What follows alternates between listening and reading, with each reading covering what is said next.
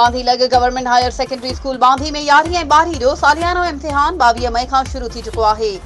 जॾहिं त इम्तिहानी सेंटर में 338 शागिर्द बोर्ड जो इम्तिहान ॾेई रहिया आहिनि, जंहिंमें 221 बॉयज़ शागिर्दनि लाइ 7 ब्लॉक ठाहिया विया आहिनि ऐं 117 शागिर्दियाणियुनि लाइ 4 ब्लॉक पिणु ठाहिया विया आहिनि। उन मौक़े ते स्कूल प्रिंसिपल मोहम्मद मुराद कासकेली ऐं FA उस्ताद अली असगर ओलख ॻाल्हाईंदे चयो त असां वटि हायर सेकेंडरी जी बिल्डिंग जो कमु रोलड़े जो शिकार आहे, जंहिं सबबि असांखे 11हीं ऐं 12हीं जा क्लास रेगुलर हलाइण में काफ़ी तकलीफ़ूं अची रहियूं आहिनि।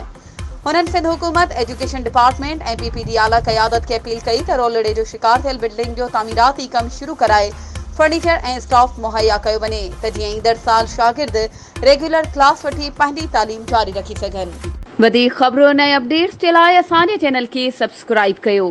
ऐं हा, बेल आइकन खे प्रेस करणु न विसारिजो त जीअं असांजी हर नई अचण वारी वीडियो तव्हां ताईं पहुची सघे।